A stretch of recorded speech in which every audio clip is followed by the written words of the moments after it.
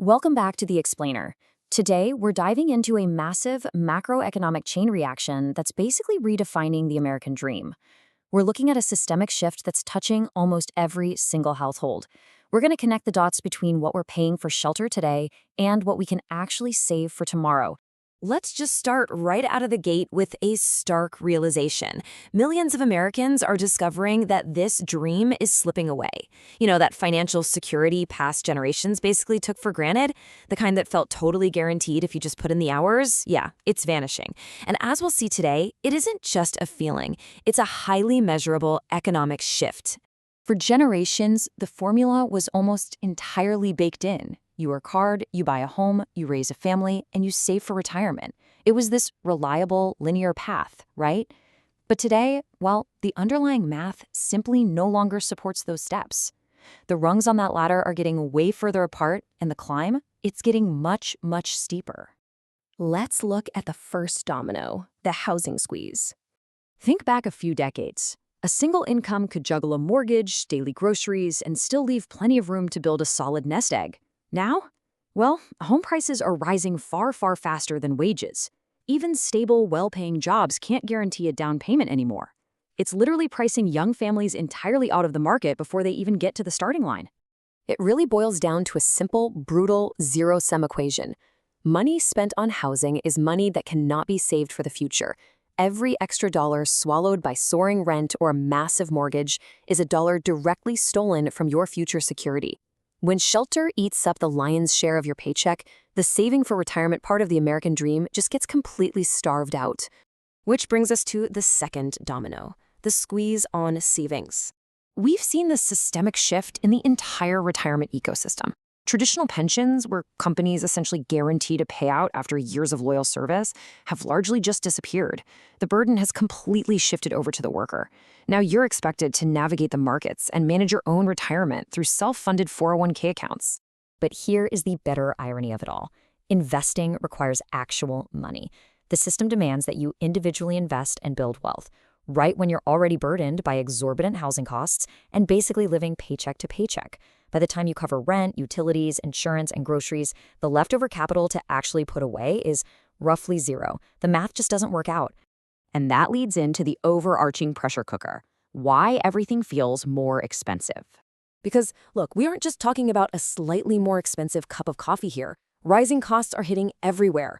Healthcare costs just continue to go up, education has increased dramatically, and insurance premiums are consuming a significantly larger share of household budgets.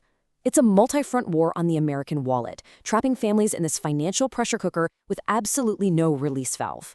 And all of this forces an impossible mental load onto households. I mean, what do? Should you save for retirement? Pay off your debt? Or do you scramble to try and buy a home right now before prices lock you out forever? There is no easy answer, just competing financial demands that force people to constantly choose which part of their future they have to sacrifice today. Then we introduce the wild card, the hidden healthcare threat. Let's say you somehow manage to navigate the high housing costs, you balance your daily expenses, and you actually put money into that 401k. There is still a terrifying reality lurking just ahead. Healthcare costs create enormous uncertainty for retirees. Unexpected illnesses, skyrocketing prescription drug prices, and the need for long-term care, these things can drain decades of painstakingly built savings almost instantly. Seriously, one medical emergency could undo years of financial planning. It creates this paralyzing uncertainty. You could do everything right, work hard, budget perfectly, save diligently, and still know that a single health crisis entirely outside of your control could wipe out a lifetime of hard work. So what's the result? The endless grind, working beyond retirement. Because of those rising expenses and totally inadequate savings, the very concept of retirement is transforming right in front of us. We are seeing workers in their 60s and 70s remaining in the workforce far longer than previous generations ever did. What used to be universally considered the golden years of rest, yeah, that's quickly becoming just another decade on the clock. Sure, some people continue working because they genuinely enjoy it. But the harsh truth? A growing number of older Americans keep clocking in because they simply cannot afford to stop. Retirement has fundamentally transformed from a well-earned reward into a financial impossibility for many. They literally have to keep working just to survive. Let's zoom out and look at the big picture. what happens next?